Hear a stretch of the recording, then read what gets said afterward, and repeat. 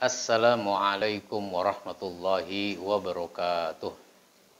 Waalaikumsalam warahmatullahi wabarakatuh. Alhamdulillahi rabbil alamin. Alladzi arsala rasulahu bil huda wa dinil haq liyuzhirahu 'alad dini kullihi walau karihal kafirun. Asyhadu an la ilaha illallah wahdahu la syarikalah wa asyhadu anna Muhammadan abduhu wa rasuluh. Allahumma salli wa sallim wa barik ala nabiyyina Muhammadin wa ala alihi wa ashabihi ajma'in. Amma ba'du, jamaah sekalian, para pengurus masjid, pengurus dewan masjid, para aktivis masjid, dan kaum muslimin dimanapun Anda berada, kita bersyukur kepada Allah Subhanahu wa Ta'ala. Pada hari ini kita bisa melanjutkan kajian kita yang diberi nama dengan pengajian manajemen masjid. Kali ini kita sampai pada pertemuan yang ke-6. Karenanya mari kita mulai program kita pada hari ini dengan sama-sama membaca basmalah. Bismillahirrahmanirrahim. Pada hari ini bahasan kita tentang program kegiatan masjid. Ini merupakan sesuatu yang sangat penting sesudah kita membicarakan masalah-masalah kepengurusan pada pertemuan-pertemuan terdahulu.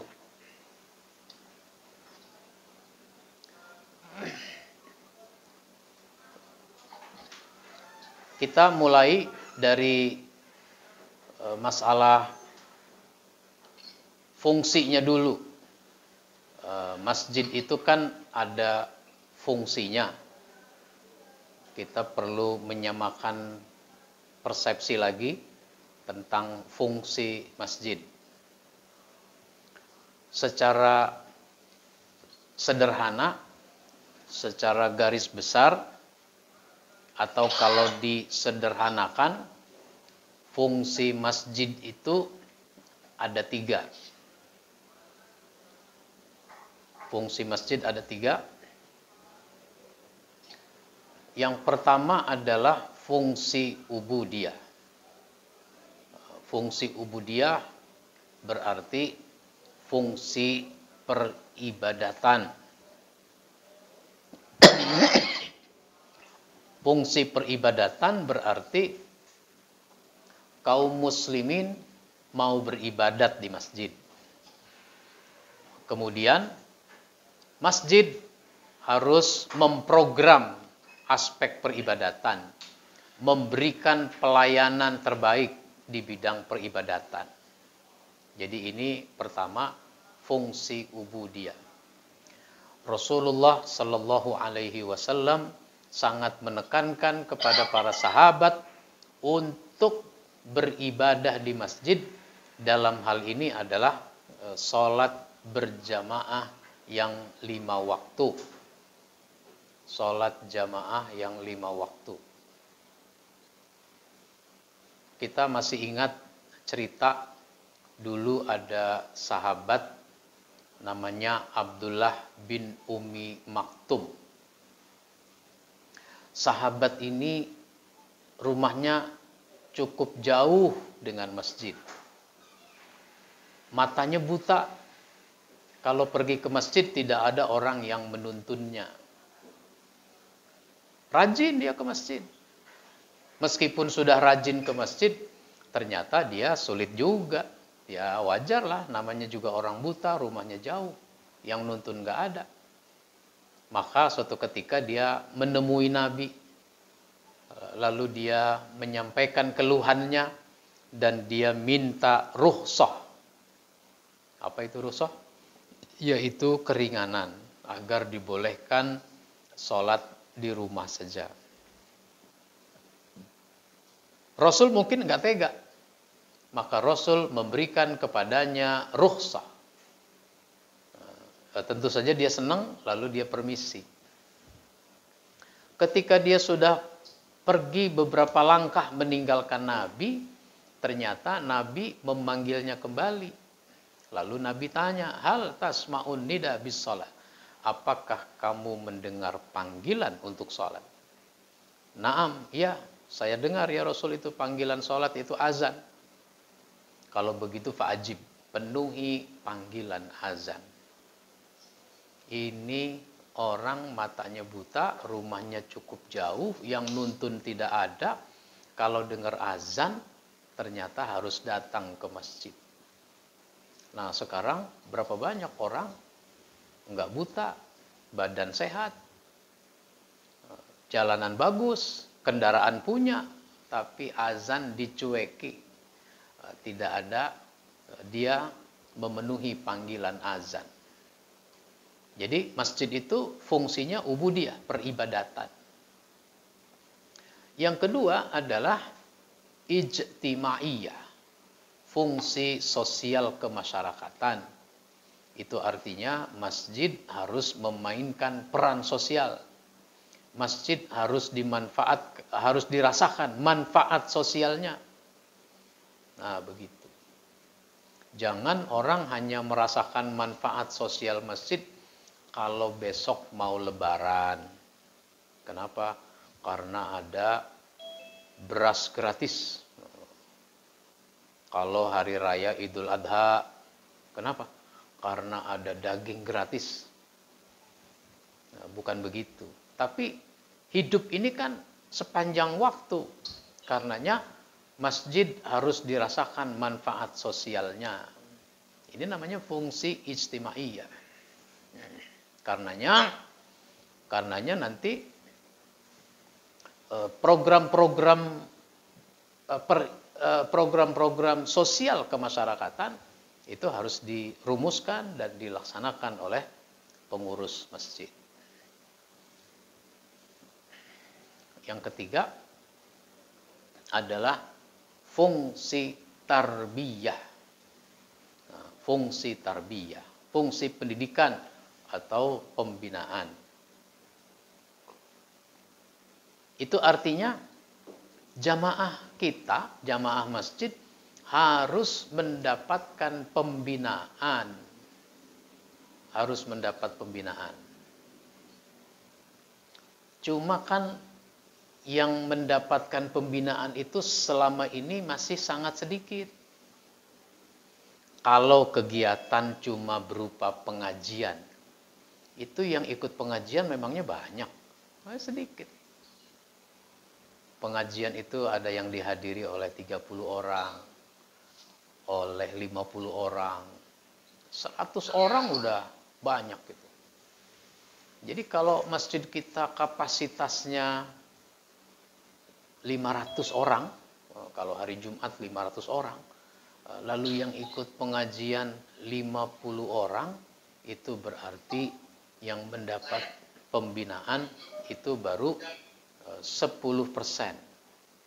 Yang mendapatkan pembinaan baru 10%. Jadi yang 90% belum mendapat pembinaan.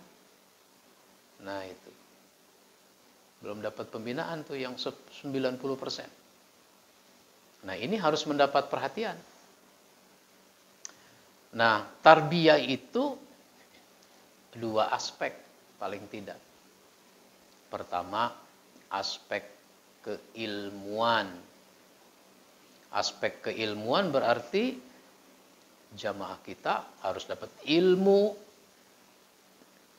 Jangan jadi orang awam, tapi harus jadi orang paham. Apa yang belum dipahami oleh jamaah kita yang berkaitan dengan ajaran Islam, itu harus mendapat perhatian. Nah, terus pembentukan karakter. Jangan cuma punya ilmu tapi tidak punya karakter. Maka di masjid harus ada pembinaan karakter. Nah ini. Nah kalau fungsinya begitu, nah sekarang programnya bagaimana? Nah, pertama program bidang ubudiyah. Program bidang ubudiyah. Program bidang ubudiyah berarti kaum muslimin mau beribadat di masjid dan masjid harus melayani aspek peribadatan. Bagaimana itu program bidang ubudiyah yang harus dilaksanakan? Yang pertama adalah sholat berjamaah yang 5 waktu. Jadi di masjid itu harus ada sholat jamaah yang 5 waktu. Selalu ada. Sekalipun situasinya misalnya pandemi, mestinya masjid nggak ada sholat jamaah. Ya minimal 3 orang, 5 orang. Seandainya situasinya gawat. Jadi sholat jamaah yang 5 waktu. Konsekuensinya berarti di masjid itu harus menyiapkan imam. Karena sholat jamaah itu harus ada imamnya. Imamnya yang standar.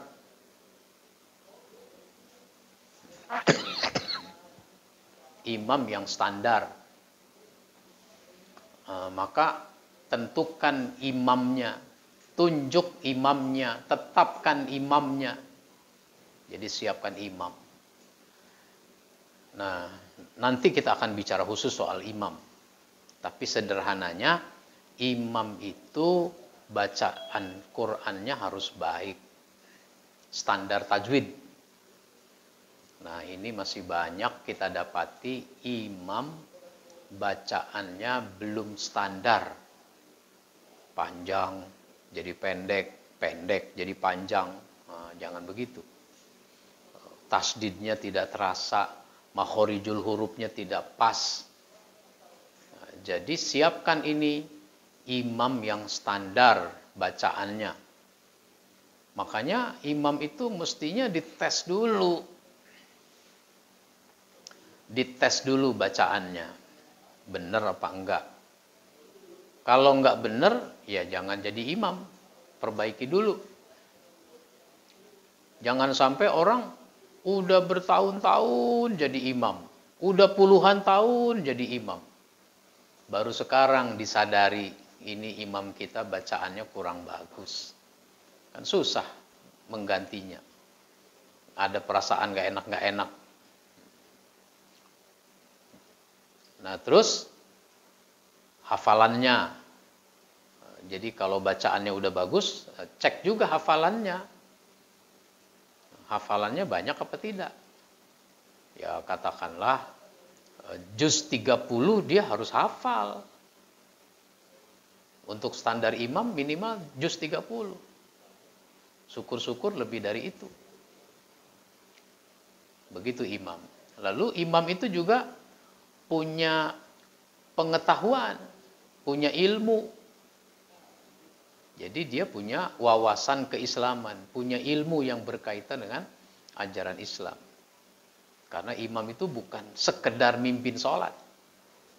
Nah, tapi imam itu harus menjadi guru bagi masyarakat, menjadi guru bagi jamaah. Sehingga dia harus punya ilmu. Mulai dari ilmu tentang sholat, ilmu fikih yang lain. Sehingga kalau ada orang bertanya masalah-masalah keislaman, maka dia bisa menjawab. Nah, jadi si imam itu harus bisa menjawab. Karena dia punya pemahaman. Jadi dia jangan awam. Nah, itu imam. Terus imam itu harus punya akhlak yang baik, kepribadian yang soleh. Imam tuh jangan sampai menjadi orang yang tidak disukai oleh jamaahnya karena akhlaknya jelek. Jangan sampai ada jamaah udah datang ke masjid. Ketika udah datang ke masjid, iqomat, maju seorang imam. Siapa tuh yang jadi imam? Haji Karim. Gua nggak suka dah sama Haji Karim. Akhirnya apa? Pulang lagi dia. Nggak suka, nggak disukai. Akhlaknya jelek. Di tengah jalan, menuju pulang, dia ketemu lagi dengan jamaah yang mau ke masjid. Loh, kok pulang Pak? Batal wudhunya? Bukan. Saya nggak suka, habis Haji Karim menjadi imam. Nggak suka kenapa? Utang sama gue kagak bayar-bayar dia. Nah, jangan begitu. Jadi imam itu harus disukai jamaahnya karena akhlaknya baik. Nah, siapkan juga muazin. Karena di masjid itu harus dikumandangkan azan. Orang yang mengumandangkan azan itu disebut muazin. Muazin. Siapkan muazin. Orang yang azan. Orang azan ini bacaannya juga harus fasih. Bacaannya harus baik. Jangan orang azan bacaannya nggak pas. Ada juga yang bacaannya nggak pas. Misalnya, lafaz azan itu dia yang mestinya tepat. Membaca hurufnya tapi nggak tepat. Misalnya, Ashadu alla ilaha. Mestinya Ashadu alla ilaha gitu. Jangan Ashadu alla ilaha, jangan begitu. Hayya alal sholah. Oh, masa hayya alal sholah. Mestinya hayya alas sholah gitu. Apalagi subuh. Subuh itu suka begitu panjang. As-salatu khairum minan naum. Mestinya as-salatu khairum minan naum. Naum.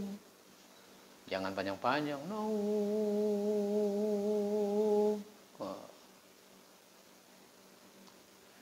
Jadi muazin itu bacaannya baik, pengetahuannya ada, akhlaknya juga baik, jangan sekedar mengumandangkan azan. Karena muazin itu mestinya asisten imam, wakil imam. Itu yang pertama, sholat jamaah yang 5 waktu. Siapkan SDM-nya. Dan imam ini harus lebih dari satu, jangan satu-satunya. Imam lebih dari satu. Ya, untuk masjid lingkungan kita masing-masing, setidaknya imam itu 3. Kalau imam 3, berarti dijadwal. Hari Senin siapa, Selasa siapa, begitu. Jadi seminggu bisa 2 kali. 2 kali sampai 3 kali seorang imam itu tugasnya. Jadi dijadwal. Jangan sampai si imam ini cuma 1. Udah 1, dia lagi kurang sehat. Lagi tidak bisa pergi dia ke masjid. Nah, akhirnya di masjid nggak ada imam. Kalau sopir ya dibilangnya imam tembak, kan ada sopir tembak. Akhirnya apa? Siapa aja jadi maju jadi imam, padahal belum tentu standar. Jadi imam itu lebih dari 1, diseleksi lebih dari 1 yang cocok, yang memenuhi kriteria, direkomendasi untuk menjadi imam. Dijadwal, begitu. Kalau dia berhalangan, komunikasi dengan pengurus seksi peribadatan atau bidang peribadatan. Biar supaya ada yang menggantikan. Nah, begitu imam. Yang kedua, sholat Jumat. Nah, ini program yang sangat penting untuk diselenggarakan. Karena yang paling pokok di masjid itu adalah masalah peribadatan. Dimulai dari sholat jamaah. Nah, terus hari Jumat ada sholat Jumat. konsekuensi dari sholat Jumat berarti harus siapkan khotib. Jadi masjid itu harusnya punya khotib. Termasuk khotib, cadangan khotib. Jadi kalau hari Jumat ada khotib, ada cadangan khotib. Ini kadang-kadang masjid karena manajemennya tidak baik, itu tidak disiapkan cadangannya. Nggak disiapkan cadangannya. Saya ini kalau hari Jumat berkhutbah. Udah puluhan tahun berkhutbah. Kalau saya berkhutbah, jam 11 saya udah datang. Saya sering cerita begini. Jam 11 udah datang. Ketika datang jam 11, kadang-kadang tidak ada siapa-siapa itu. Pengurusnya belum ada. Maka saya masuk ke dalam masjid, sholat sunat, baca Quran, berzikir, berselawat. Setengah 12, terima SMS atau WA dari pengurus masjid itu. Nanya dia, Pak Ustadz, posisi di mana? Saya udah duduk paling depan, dia nanya posisi di mana. Mestinya pengurus juga udah standby jam 11. Khotib datang, Ustadz datang, sambut dengan baik. Begitu. Nah, kalau ada pengurus, ketemu pengurus, itu ada juga yang mengatakan, Alhamdulillah Pak Ustadz udah datang. Saya Pak Ustadz, kalau setengah 12 khotib belum juga datang, saya bisa jantungan Pak Ustadz. Saya ngerti, karena di masjid ini nggak ada cadangan. Nah, mestinya ada cadangan. Jam 11, jam setengah 12 khotib belum datang, pengurus tenang. Ada cadangan. 11.45 pengurus belum jamaah khotib belum datang juga, tenang, ada cadangan. Bahkan 5 menit lagi waktu masuk untuk Jumatan, khotib belum datang juga, pengurus tetap tenang. Bahkan dipastikan khotib nggak datang, pengurus tenang. Kenapa? Karena ada cadangan, begitu. Cuma cadangannya yang nggak tenang Pak Ustadz. Cadangannya nggak tenang. Kenapa? Cadangan belum siap. Masa cadangan belum siap? Cadangan mestinya siap. Gunakan pakaian yang rapi. Duduk paling depan. Materi khutbahnya udah dia kuasai. Begitu. Standby. Saya suka bilang, berdoa. Khotib cadangan ini berdoa. Apa isi doanya? Mudah-mudahan khotib nggak datang. Mudah-mudahan khotibnya nggak datang. Masa saya cadangan dulu. Gitu. Jadi siapkan khotib, termasuk khotib cadangan. Soalnya ada kasus-kasus mengapa saya tekankan siapkan cadangan. Ini ada kasus. Kasus apa Pak Ustadz? Pertama, ada kasus 5 menit lagi mau masuk, khotib dipastikan tidak datang. Penggantinya tidak ada. Akhirnya pengurus masjid mengumumkan kepada jamaah bahwa pada hari ini khotib tidak bisa datang. Baru saja dipastikan beliau tidak bisa datang. Karena di sini tidak ada cadangannya, maka masjid ini akhirnya tidak bisa mengadakan ibadah Jumat. Para jamaah dipersilahkan sholat Jumat di masjid terdekat. Wah, bubar orang. Ini pernah kejadian begitu. Bubar orang. Ya kalau yang dekat, kalau yang naik motor cepet, lah kalau yang jalan kaki, sedekat-dekatnya masjid tetap aja jauh. Nah begitu. Jadi itu contoh kasus pertama. Kasus kedua yang banyak saya dapat laporannya, khotib tidak datang, cadangan tidak ada, pengurus masjid mengumumkan, akhirnya khutbah diserahkan kepada jamaah. Apabila jamaah ada yang mau menggantikan untuk berkhutbah, kami persilahkan. Wah, itu begitu. Ya kalau ada, kalau enggak. Ternyata murid saya, murid kursus dakwah, dia bercerita seperti itu. Dipersilahkan jamaah. Kata dia, saya hadir sholat Jumat di situ. Saya maju saja, saya Pak siap. Begitu. Akhirnya maju dia naik mimbar. Hari Jumat agak sore itu, dia bercerita seperti itu. Lalu dia mengucapkan terima kasih. Karena dia sudah mendapat ilmu tentang bagaimana berkhutbah yang baik. Nah ini, jadi siapkan khotib, siapkan cadangan khotib. Maka pengurus masjid itu harus mengkader khotib. Mengkader khotib. Hari ini saya baru membuka kursus khotib angkatan yang ke-52. Ya, angkatan 52.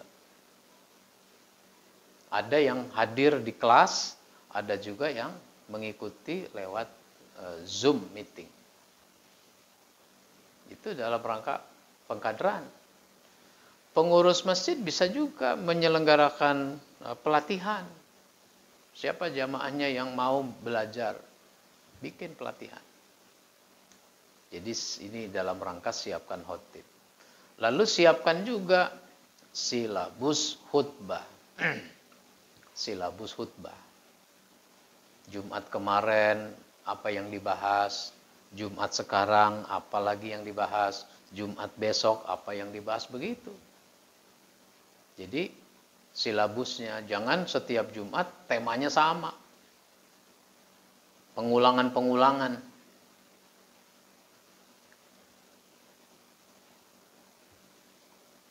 Yang ketiga, yaitu salat tarawih dan witir. Di bulan Ramadan itu ada salat tarawih, salat witir.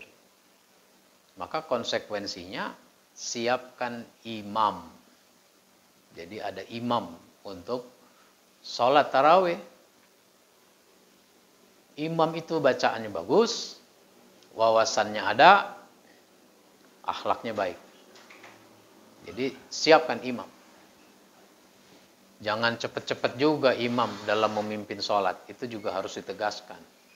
Mohon maaf, kadang-kadang ada jamaah yang mengeluh, yang komplain. Kenapa? Karena sholat terlalu cepat. Imamnya cepat. Ruku belum beres, sudah mau i'tidal. I'tidal belum tegap, udah mau sujud. Sujud baru nempel keningnya di sajadah, udah mau duduk. Bacaannya terlalu cepat. Bismillahirrahmanirrahim. Waduh, cepat banget. Sehingga ada yang sampai di video itu ada sholat 23 rakaat itu dalam waktu 7 menit. Terlalu cepat. Jadi siapkan imam. Siapkan penceramah. Ya, kalau tarawih itu pakai ceramah, ya berarti siapkan penceramahnya. Ceramah itu sebenarnya kreativitas. Ceramah tarawih itu hasil dari kreativitas. Nggak ada bagian dari peribadatannya, tapi boleh. Bukan peribadatan, makanya ceramah tarawih itu fleksibel. Dari segi waktu pelaksanaan fleksibel. Boleh habis isya sebelum tarawih, boleh habis tarawih sebelum witir, boleh juga sesudah witir baru diadakan ceramah. Itu namanya kreativitas, bukan peribadatan. Memanfaatkan momentum. Momentum apa? Momentum orang datang dalam jumlah yang banyak. Kalau pengajian berapa orang? 50 orang. Tapi kalau sholat tarawih berapa orang? Separuh masjid. Nah, bisa 200 orang, 300 orang. Bahkan di malam-malam pertama itu masjidnya penuh. Nggak mampu menampung jamaah. Nah, mumpung orang datang, maka mestinya ada pesan-pesan dakwah yang disampaikan. Maka diadakanlah ceramah tarawih. Nah, gitu. Terus tentukan juga silabus ceramahnya. Silabus ceramah. Malam pertama bahas apa, malam kedua bahas apa, malam ketiga bahas apa. Nah, untuk khutbah saya sudah siapkan bukunya. Buku khutbah ada 7 judul buku khutbah. Untuk ceramah tarawih ada juga bukunya, yaitu 60 pesan Ramadan dan 3 pesan dalam 30 Ramadan.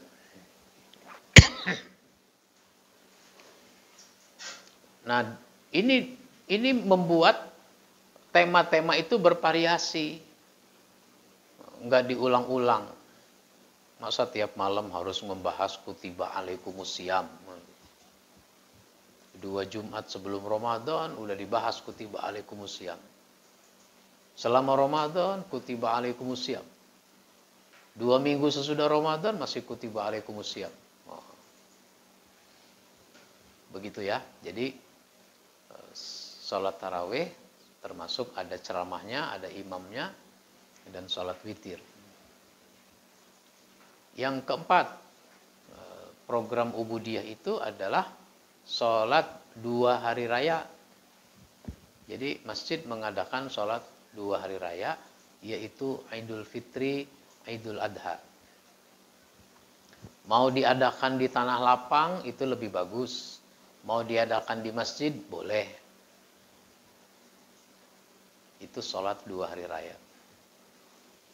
Maka sholat 2 hari raya ya sama. Siapkan khotibnya, siapkan imamnya. Ada juga yang meminta kepada khotib untuk menyiapkan teksnya. Teks khutbah Idul Fitri, Idul Adha. Meskipun si ustadz kalau khutbah tidak pakai teks, tapi teks itu sudah dia kuasai. Boleh aja. Terus diperbanyak, dicetak, dibagi-bagikan kepada jamaahnya.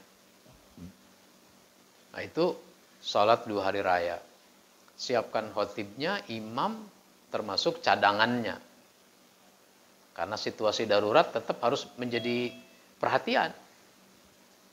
Nah, soalnya ada khotib Idul Fitri, dia jatuh pingsan sampai wafat di tempat. Meskipun khutbah itu tinggal baca doanya saja. Baik. Cadangan khotib juga Idul Adha, Idul Fitri ini harus mendapat perhatian. Sehingga semuanya akan berlangsung dengan tenang kalau ada cadangannya. Yang kelima, yaitu pemotongan hewan kurban. Pemotongan hewan kurban. Itu juga kegiatan peribadatan. Apalagi penyembelihan hewan kurban itu ada ketentuan waktunya. Dia baru boleh disembelih itu hewan kurban sesudah sholat Idul Adha. Biasanya kan kita memang disunahkan tidak makan dan tidak minum atau kita berpuasa sebelum sholat Idul Adha. Puasa dulu, nah, nanti baru berbuka sesudah sholat Id. Nah, di masjid-masjid itu sering disediakan sarapan paginya itu disiapkan. Nanti kalau udah selesai sholat Id, itu ustadz yang khutbah, yang imam, para tokoh yang lain, pengurus masjid itu makan-makan di masjid itu. Udah disiapkan. Jangan sampai lagi makan ini, lagi mau makan, lalu ada sop sate kambing. Sop sate kambing. Loh, ini kok udah ada sop sate kambing? Iya tuh Pak Ustadz, kambing yang nomor 1 dipotong semalam jam 12. Terus di sop, di sate. Wah, nggak boleh. Belum waktunya motong kambing jam 12 malam itu. Ada orang nanya, Pak Ustadz, ada non-muslim ngasih hewan kurban. Ngasih hewan kurban untuk disembelih di masjid. Dia menunjukkan solidaritas saja. Jadi dia menyerahkan seekor kambing misalnya untuk disembelih di masjid itu. Gimana tuh Pak Ustadz? Ya boleh diterima. Tapi jangan diperlakukan seperti ibadah kurban ini. Maka kambing sumbangan dari orang non-muslim, itu boleh diterima, boleh dipotong jam 12 malam, malam takbiran. Gitu boleh. Nah, kemudian yang keenam adalah bimbingan manasik haji. Bimbingan manasik haji. Itu peribadatan. Yang ketujuh, kalau bimbingan manasik haji itu berarti bagaimana jamaah kita itu memang paham, bisa menunaikan ibadah haji dan umrah.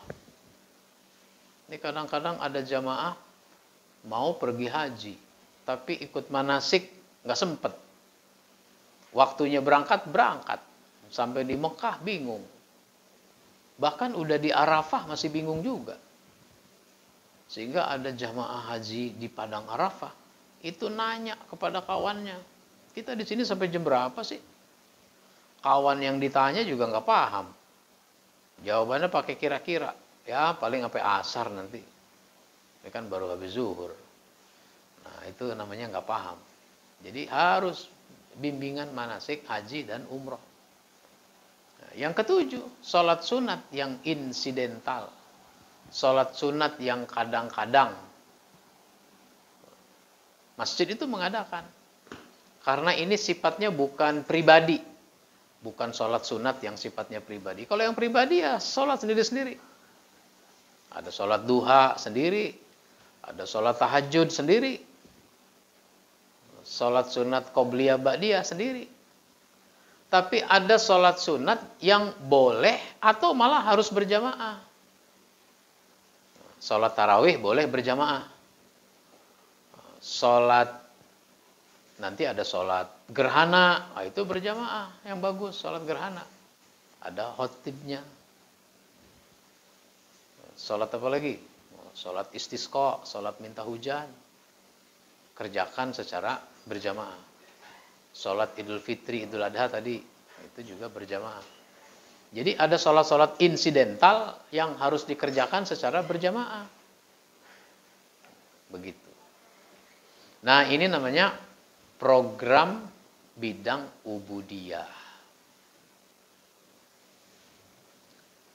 Mau dialog dulu apa mau lanjut?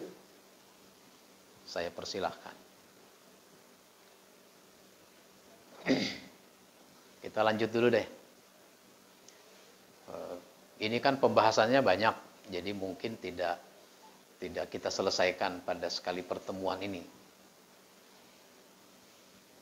Yang kedua adalah bidang pendidikan. Jadi masjid itu ada bidang pendidikan. Apanya? Programnya.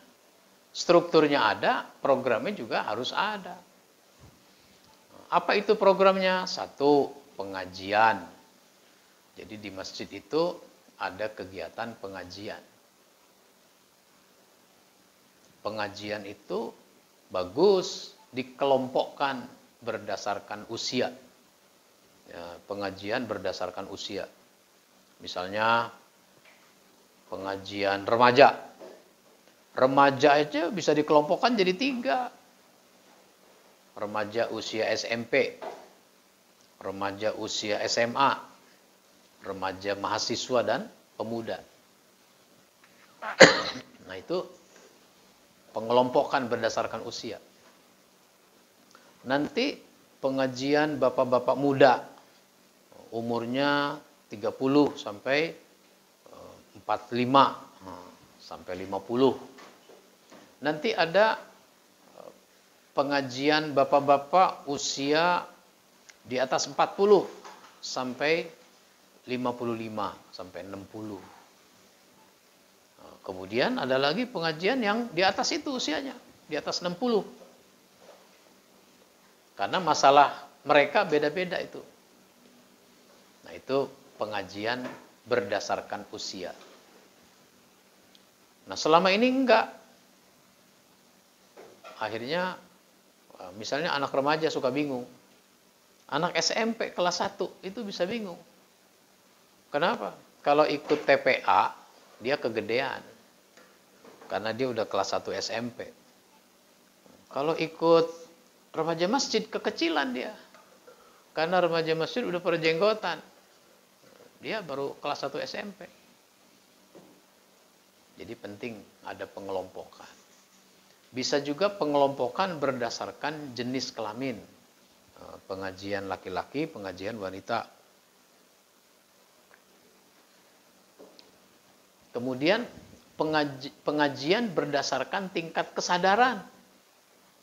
Tingkat kesadaran. Orang yang udah rajin dengan orang yang baru insaf itu kan beda. Orang yang udah rajin hampir jadi ustadz dengan orang yang baru masuk Islam itu kan beda. Jadi berdasarkan tingkat kesadaran, pemahaman, paket kebutuhan. Saya pengen belajar tentang sholat. Loh, kok baru belajar sholat, Pak? Kan Bapak udah rajin sholat. Ya memang saya udah rajin sholat. Tapi sebenarnya saya belum bisa. Oh begitu. Siapa selain Bapak yang nggak bisa? Oh banyak tuh, Pak Anu disebut. Nah, kalau begitu kita bikin pengajian belajar sholat. Yang ikut yang belum bisa sholat. Gitu. Saya pengen belajar masalah pernikahan. Masalah pernikahan. Karena kita ini kan udah tua, udah mau mantu, jadi mesti paham itu masalah-masalah pernikahan. Sehingga kita bisa membedakan mana yang tuntunan agama, mana yang cuma tradisi. Ini kadang-kadang tradisi udah kayak agama, mesti dikerjakan. Jadi paket kebutuhan. Apalagi berdasarkan pilihan waktu. Jadi bisa saja kita bikin pengajian dengan berdasarkan pilihan waktu. Maka kita harus tahu jamaah kita itu dari segi waktu. Oh, jamaah kita di sini kerjanya di pabrik. Pabrik sepatu, pabrik pakaian dan seterusnya. Kerjanya di pabrik. Nah, kerja di pabrik itu sip-sipan.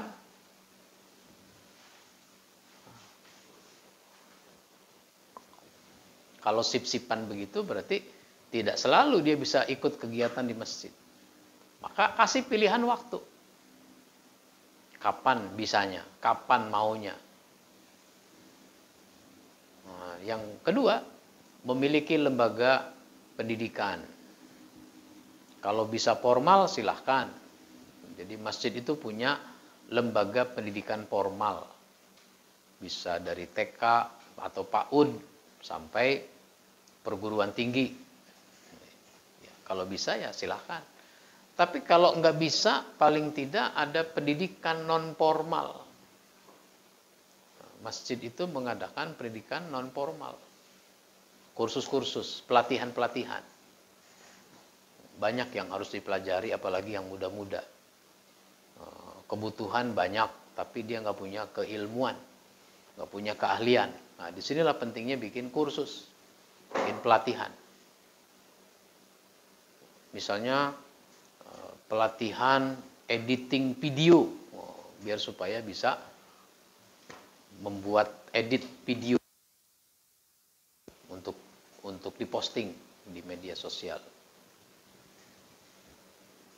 Misalnya lagi kursus keterampilan pangkas rambut, sehingga nanti ada jamaah kita bisa pangkas rambut. Nanti dia buka pangkas rambut remaja Masjid Al-Insan, pangkas rambut remaja Masjid At-Taqwa, gitu. Luar biasa itu. Wah, itu pangkas rambut sekali cukur 20.000. Orang rata-rata pangkas rambut itu 2 bulan misalnya. 2 bulan. Jamaah kita ini ada 1.000 laki-laki. Jadi kalau ada 500 kakak, jamaah kita ada 500 kakak, itu dihitung rata-rata setiap keluarga itu ada 2 laki-laki. Bapak sama anaknya. 2 laki-laki. Kalau jamaahnya ada 500 rumah, 500 kakak, itu berarti 1.000 laki-laki. Maka kalau ada yang bisa pangkas rambut, pelanggannya 1.000 orang itu. Nah, ini luar biasa tuh. 1.000 orang kali 20.000. Satu orangnya 20.000. Jadi berapa itu? 20 juta. Omsetnya 20 juta. Jadi 10 juta dalam waktu sebulan. Nah, itu hasil dari pendidikan non formal. Yang ketiga, yaitu perpustakaan. Masjid itu bidang pendidikannya harus punya perpustakaan. Meskipun sekarang ada perpustakaan digital, orang bisa baca buku di HP-nya masing-masing, tapi tetap buku yang konvensional itu tidak tergantikan. Maka masjid harus punya perpustakaan dengan banyak buku. Nah, misalnya masjid itu mengadakan wakaf buku. Wakaf buku. Para jamaah yang mau mewakafkan buku yang udah nggak dibaca misalnya di rumah, taruh aja di masjid. Taruh di masjid. Kelola sebagai perpustakaan. Nah, kalau tadi 500 rumah, masing-masing 2 judul, wah itu udah 1.000 judul untuk perpustakaan masjid. Belum lagi nanti dari segi anggaran memang masjid harus mengeluarkan dana. Masjid keluarkan dana kas untuk beli buku. Karena kalau orang nyumbang sulit diprogram. Misalnya ada orang nyumbang buku hadis Riyadhus Shalihin. Udah ada yang nyumbang Riyadhus Shalihin, ada lagi yang nyumbang, ada lagi yang nyumbang. Ya terima aja. Pengurus nggak bisa mengatakan, Pak, di sini Riyadhus Shalihin udah ada 3, Pak. Kalau mau nyumbang yang lain dong, jangan ini terus. Oh, nggak bisa begitu. Jadi perpustakaan. Berarti siapkan tempatnya, ruangannya, di mana ada lemari bukunya, ada meja bacanya, ada pelayanannya. Nah, maka bikin pelatihan pengelolaan perpustakaan. Saya kira orang-orang perpustakaan daerah itu kan bisa ngajari bagaimana mengelola perpustakaan. Bahkan bisa kerjasama dengan perpustakaan daerah. Sehingga nanti kalau ada buku-buku yang mau disumbangkan, Bisa melalui perpustakaan masjid. Nah, yang keempat, yaitu kaderisasi. Jadi kegiatan pendidikan itu juga adalah kaderisasi. Kaderisasi apa? Kaderisasi pengurus. Jadi pengurus itu dikader yang bagus itu. Bikin pelatihan-pelatihan pengurus masjid. Nah, program kita ini salah satu cara untuk mempersiapkan orang untuk menjadi pengurus. Mempersiapkan orang untuk menjadi pengurus. Jadi kaderisasi pengurus. Kaderisasi pengurus itu bukan hanya dari aspek pengetahuan, tapi juga dari aspek kemampuan mengurus, manajerial. Maka orang dengan dilibatkan jadi pengurus, anggota seksi apa, itu sebenarnya dalam rangka mengkader orang untuk jadi pengurus. Lalu kaderisasi khotib. Kaderisasi khotib itu kan caranya bisa mengadakan pelatihan. Jadi Masjid Bapak mengadakan pelatihan. Keluarkan dananya untuk itu. Undang siapa jamaah yang mau ikut. Kemudian undang juga dari masjid-masjid lain untuk mengikuti pelatihan ini. Itu kaderisasi khotib. Bisa juga caranya Bapak mengirim utusan dari jamaah untuk ikut pelatihan atau ikut kursus di tempat lain, kursus dakwah. Nah, itu kaderisasi khotib.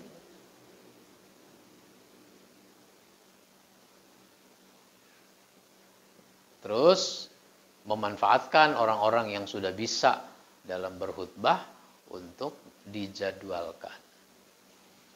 Kaderisasi imam itu juga harus dilakukan. Imam itu jumlahnya minimal 3. Maka masjid itu harus punya 3 orang imam. Bagus, bisa 4, bisa 5 orang. Kaderisasi imam. Kaderisasi muazzin, orang yang azan. Yang napasnya udah nggak panjang, nggak nyampe, udahlah jangan azan. Nah, dikader lagi yang baru. Apalagi kaderisasi guru ngaji. Kaderisasi guru ngaji. Di setiap masjid harus ada guru ngaji yang bisa membimbing, mengajarkan jamaah membaca Al-Quran.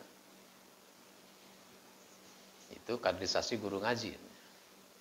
Kaderisasi remaja masjid. Sehingga jangan sampai masjid kita 3 tahun yang lalu aktif. Sekarang vakum. Kenapa? Karena remaja masjid yang 3 tahun lalu aktif, sekarang orangnya udah nikah aja dia pindah sana. Ya, terus saja di kader kalau begitu. Nanti kita akan bicarakan tentang remaja masjid tersendiri. Bukunya kan sudah ada. Saya sudah susun bukunya, Manajemen Remaja Masjid. Nah, lalu termasuk kegiatan pendidikan, itu adalah PHBI, Peringatan Hari Besar Islam. Ya, sebenarnya Hari Besar Islam itu cuma Idul Fitri, Idul Adha. Tetapi di masyarakat kita ada tradisi bahwa peringatan-peringatan itu sebagai hari besar. Bahkan ada yang dikasih tanggal merah, jadi hari libur. Misalnya libur Maulid, libur Isra Mi'raj, gitu. Libur Tahun Baru Islam, nggak apa-apa. Nah, karena ini maksudnya adalah untuk pendidikan, ya kalau begitu gunakan betul ini momentum untuk pendidikan. Misalnya sebentar lagi ada peringatan Maulid. Kalau peringatan Maulid jangan sekedar ceramah 1 jam. Tapi bikin dong misalnya pekan Maulid. bikin acara Pekan Maulid. Pekan Maulid itu acaranya apa? Oh, ada seminar, ada pelatihan, ada lomba gitu. Lomba-lomba yang berkaitan dengan keagamaan. Misalnya apa? Lomba sholat jenazah untuk remaja masjid. Atau lomba sholat jenazah untuk remaja usia SMA. Gitu, bagus itu. Lomba sholat jenazah. Kan kalau bapak meninggal, anak mestinya bisa sholat jenazah. Cuma anak nggak bisa sholat jenazah. Nggak pernah ada lombanya, nggak pernah ada pelajarannya. Nggak bisa dia. Akhirnya kalau ada orang tua meninggal, misalnya yang nyolatin banyak yang menyolatkan. Dengan bangga anaknya menunjukkan foto-foto. Waduh, bokap gua meninggal, banyak banget yang nyolatin jenazahnya tuh. Nih coba lihat. Wah, iya ya banyak ya. Dari sebanyak foto ini, kata temennya, kok gua nggak ngelihat ada lu di mana? Lu di mana nih? Kok nggak sholat jenazah? Lah, ini kan foto gua yang moto, kata temennya, kata dia tuh. Ini gua yang moto. Jadi lu moto doang, nggak sholat jenazah? Enggak ya. Orang-orang nyolatin jenazah bapak lu malah nggak sholat jenazah. Habis gua nggak bisa. Maka bagus tuh Pekan Maulid, lomba sholat jenazah. Kan dari lomba itu nanti orang melihat, nonton. Oh begitu sholat jenazah. Gitu. Setidaknya peserta jadi bisa. Gitu. Itu cara. Bikin pelatihan apa lagi? Bikin pelatihan khotib. Karena jamaah kita nggak ada yang bisa khutbah. Akhirnya masjid kita ini khotib diundang semua dari mana-mana. Orang sini nggak ada satupun yang berkhutbah.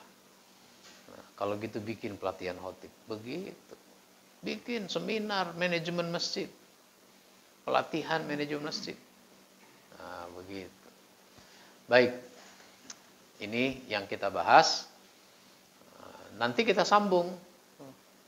Bagian ini kita sambung. Tapi karena kita ingin dialog dulu, kita berdialog. Ada tanya jawab, saya persilahkan yang mau bertanya. Jadi baru kita bahas 2 bidang, yaitu bidang peribadatan dan bidang pendidikan. Baik, saya persilahkan bagi Bapak yang mau bertanya, yang mau menanggapi apa yang sudah kita bahas.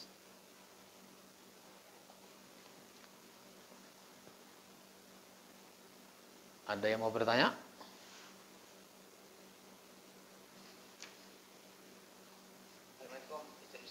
Waalaikumsalam warahmatullahi wabarakatuh. Ya, silakan. Ya, Arif Pak Ustaz. Arif. Mungkin pernah jawabnya dari Masjid Raya Salam. Ya. Ustaz, mungkin di luar bidang 2 itu yang pendidikan atau mungkin Ustaz salah satu maksud salah itu kan mungkin pelayanan masjid Ustaz. Nah ini kita ada apa ya? Ada mualaf lah ya, ada calon mualaf yang mau bermusyawarah di masjid gitu, mau bermusyawarah di masjid gitu.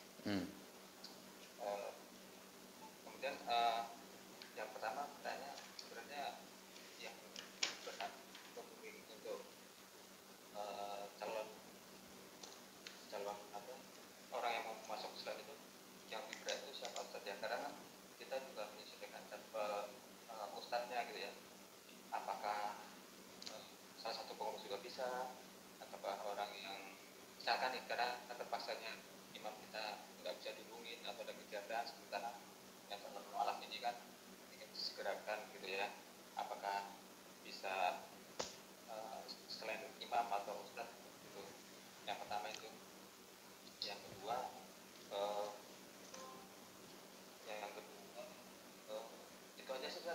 Oh ya, baik. Lebih tepatnya siapa yang saya berhak membimbing orang untuk Ya, siapa yang mengislamkan?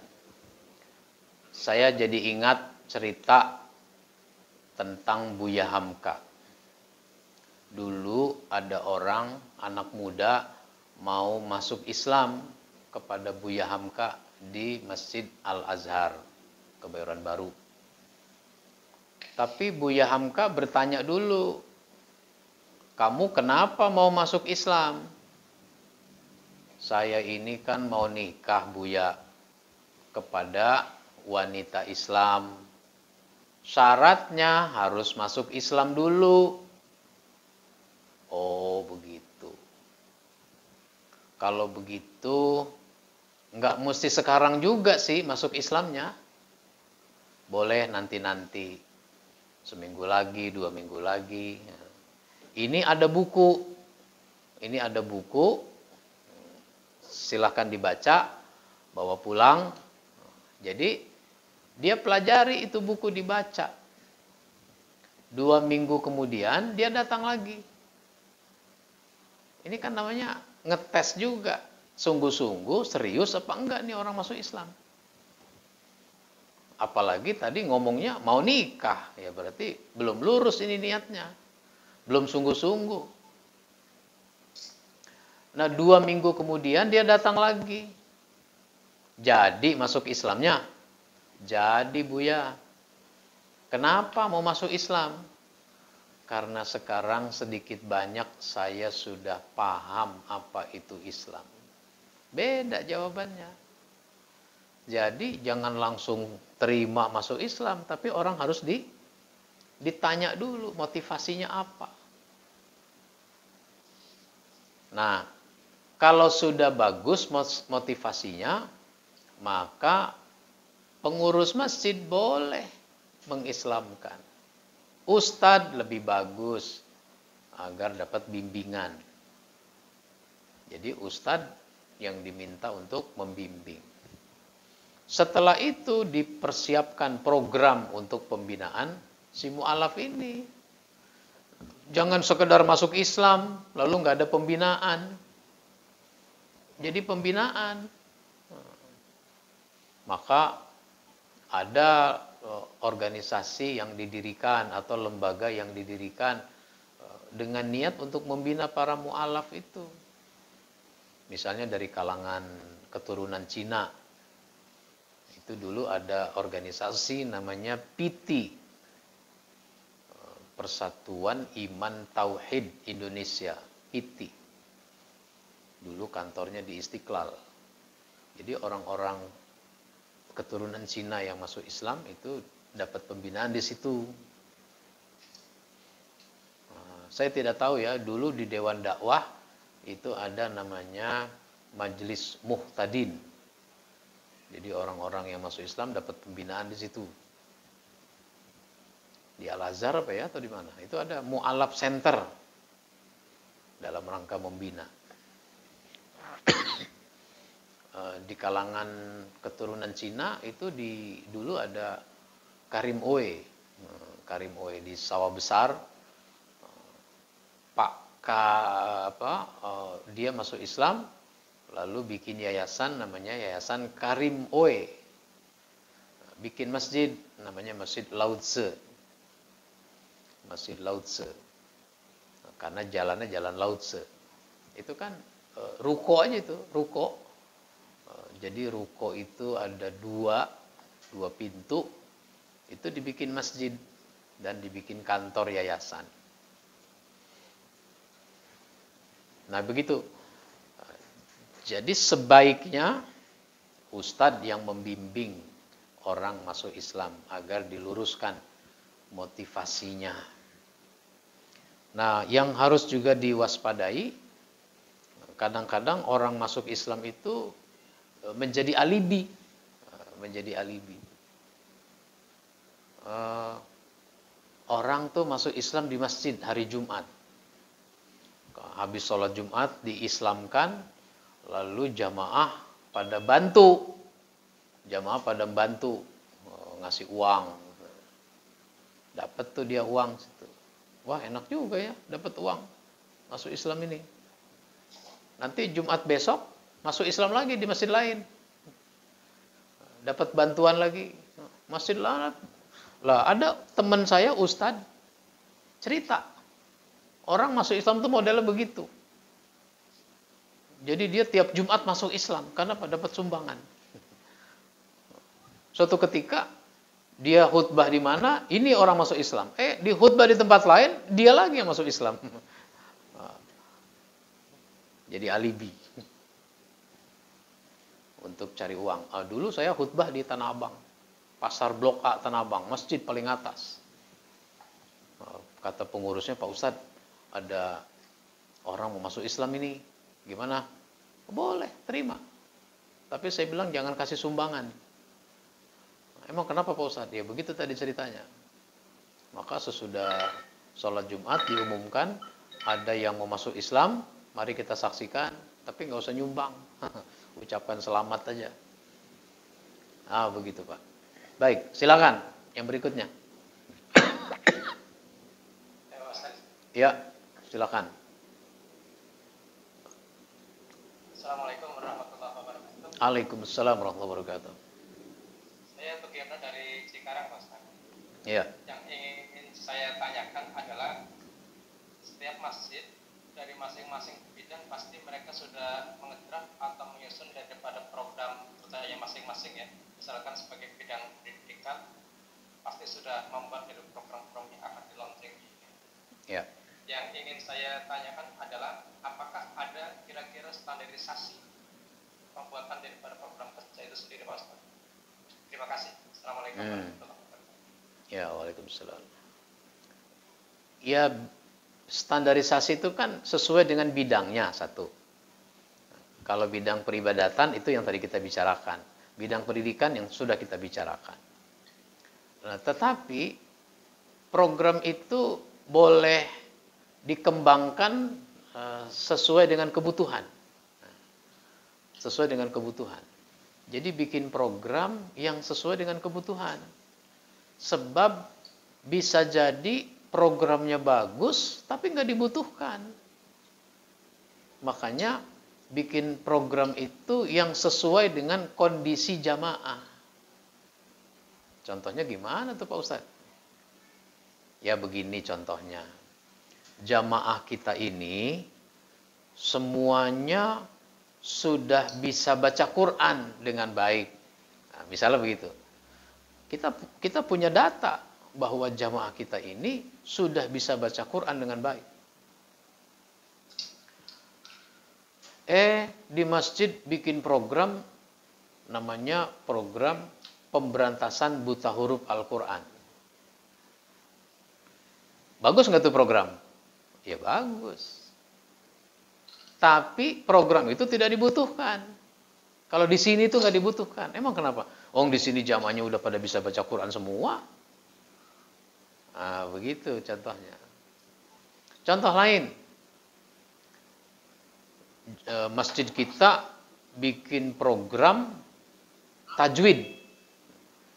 Masjid kita bikin program belajar tajwid. Bagus nggak? Bagus. Cuma di sini nggak dibutuhkan. Emang kenapa? Di sini mah jamaah kita belum pada kenal huruf. Nah, kalau jamaah belum kenal huruf, bagaimana mau belajar tajwid? Nah, kira-kira begitu ya. Jadi yang sesuai dengan kebutuhan, sesuai dengan kondisi jamaah. Bukan karena masjid lain ngadain, kita ngadain juga. Misalnya begini, contoh lain. Nggak apa-apa, kasih banyak contoh. Umpama ada masjid namanya Al-Ikhlas. Di masjid itu diadakan pengajian anak-anak. TPA Al-Quran. Jadi kalau sore-sore banyak tuh anak-anak. Ada kali 100 orang misalnya begitu. 100 orang tuh anak-anak usia SD pada ngaji di masjid. Enak jadi tuh masjid tuh rame. Nah, kata seorang bapak kepada pengurus dari masjid lain. Sebut saja misalnya Masjid At-Taqwa. Pak, Saya kemarin itu datang ke Masjid Al-Ikhlas. Waduh, asik tuh di Masjid Al-Ikhlas. Asik apa, Pak? Itu anak-anak banyak pada belajar ngaji. Saya paling senang tuh kalau ada anak-anak belajar ngaji di Masjid Al-Ikhlas itu. Nah, coba dong kita bikin di masjid kita ini. Akhirnya apa? Dibikin pengumuman, dibuka pendaftaran. Nah, siapa yang mau ikut pengajian anak-anak Masjid At-Taqwa? Seperti yang di Masjid Al-Ikhlas. Udah dibuka pendaftaran, nggak ada yang daftar. Nggak ada yang daftar. Kok nggak ada yang daftar? Iya. Kalau di Masjid Al-Ikhlas, itu banyak anak-anaknya. Emang dia keluarga muda jamaahnya. Keluarga muda, umurnya 35, 40. Anaknya masih TK, SD. Kalau di sini, Masjid At-Taqwa itu komplek pensiunan. Komplek pensiunan, jamaahnya udah 60, 70, udah nggak ada lagi anak kecil. Nah, gitu. Jadi kalau bikin program sesuai dengan kebutuhan. Baik, begitu Pak. Baik, terima kasih Pak Ustaz. Ya. Silakan, ada lagi?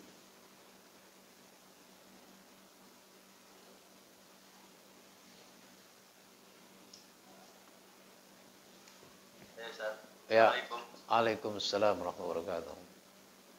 Saya Muhammad Mabrur dari Tangerang, Ustaz. Jadi mau nanya tadi kan program-program sudah disusun dengan rapi ya, dan banyak. Tapi untuk kadang-kadang ada yang program itu tidak jalan sesuai dengan yang kita programkan. Itu untuk evaluasinya gimana, dan cara evaluasi kepengurusan itu apa? Maksudnya biar jalan lagi. Ya. Itu yang pertama. Yang kedua, masalah tadi apa? Cara penentuan imam tadi ya, bagian kebudaya ya, menentukan imam tetap atau ma'hum. Itu sebenarnya yang nunjuk itu ketua langsung atau memang ketua bagian yang ubudiyah tadi, yang nunjuk imam tadi, yang nentuin imam atau berdasarkan kesepakatan. Baik. Ya, itu aja Ustaz. Ya. Assalamualaikum warahmatullahi wabarakatuh. Waalaikumsalam. Kalau program udah disusun, terus pengurus itu kan ada rapat. Mestinya ada rapat. Rapat bidang, rapat semuanya. Nah, rapat BPH dan yang sudah kita bicarakan tempo hari soal rapat. Nah, rapat itu kan diantaranya mengecek kegiatan mana yang sudah jalan, mana yang belum. Lalu diingatkan, ini bulan depan bidang pendidikan ini mau bikin pelatihan. Dicek itu. Bagaimana persiapannya Pak untuk bulan depan ini? Menurut jadwal, Bapak bikin kegiatan pelatihan khotib. Oh iya, ini program sudah kita persiapkan dengan matang. Penceramahnya atau narasumbernya sudah kita cari, sudah kita hubungi. Tinggal sekarang mengumumkan. Mulai pekan ini, besok kita akan umumkan. Acaranya kan sebulan lagi, ya cukuplah untuk sosialisasi selama sebulan ini. Nah, kita berharap ada peserta dari internal, 5 orang kayak 10 orang kayak gitu. Jadi modal peserta. Nah, itu namanya biar supaya jalan, ngecek. Nah, kalau udah lewat waktunya, ya ditanya kenapa nggak jalan. Dievaluasi. Mungkin nggak kegiatan itu sifatnya memang belum jalan, tapi diundur. Mestinya diselenggarakan di bulan Agustus, tapi karena masih masa pandemi, nggak memungkinkan, ya sudah kita undur aja nanti di bulan Oktober, apa di bulan November, Ya setelah Tata Desember. Ya deh, kita adakan nanti bulan November saja. Nah, gitu. Jadi kenapa dia tidak jalan? Soal imam, siapa yang nunjuk imam? Imam ini satu, ditentukan dulu kriterianya. Tentukan kriterianya. Misalnya bisa baca Quran, punya pengetahuan. Ukuran pengetahuan itu diukur dari apa? Bisa saja misalnya dia lulusan pesantren, dia lulusan UIN, apa pendidikannya. Terus usia, nah, itu adalah lagi usia, dan seterusnya lah, ditentukan kriterianya. Sesudah ditentukan kriterianya, siapa saja boleh mengusulkan. Nah, siapa namanya penjaringan? Nah, penjaringan ya, bukan pendaringan, penjaringan. Nah, kalau pendaringan tempat beras. Nah, penjaringan, siapa mau mengusulkan? Silakan. Oh, diusulkan. Pak ini ngusulin si Anu, Pak, terus begitu diusulkan. Maka terhimpunlah 10 nama. 10 nama calon imam. 10 nama calon imam ini terus diseleksi. Siapa yang menseleksi? Nah, yang menseleksi bisa para ustadz, bisa minta bantuan. Kalau di masjid kita nggak ada ustadz, ya minta bantuan ustadz lain.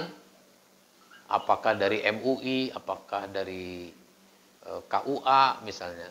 Minta bantuan untuk menilai. Jadi ada ustadz perorangan, ada kelembagaan. Tolong nih Pak Ustadz diseleksi. Kita mau pilih 5 orang untuk menjadi imam. Ini ada 10 orang, diseleksi. Suruh baca Quran segala macam, bisa khutbah apa enggak, dicek tes khutbah. Ternyata yang baca Quran bagus semua, tapi yang 5 enggak bisa khutbah. Maka yang dipilih yang 5. Nah, sesudah hasil seleksi yang 5 ini, baru ditetapkan oleh pengurus bahwa yang bersangkutan ditetapkan sebagai imam untuk masjid kita sebanyak 5 orang. Bisa begitu caranya, teknisnya.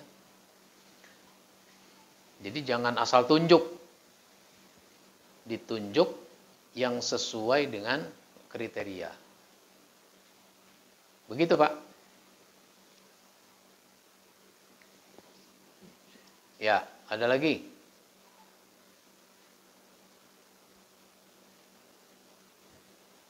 Cukup? Nah, baik. Kita cukupkan sampai di sini dari apa yang mau kita bahas. Jadi baru 2 bidang yang kita bahas dari program. Nanti kita akan lanjutkan dengan bidang-bidang yang lain. Insya Allah kita sambung karena sebentar lagi waktu asar. Kita cukupkan dengan sama-sama membaca hamdalah. Alhamdulillahirabbil alamin. Wassalamualaikum warahmatullahi wabarakatuh.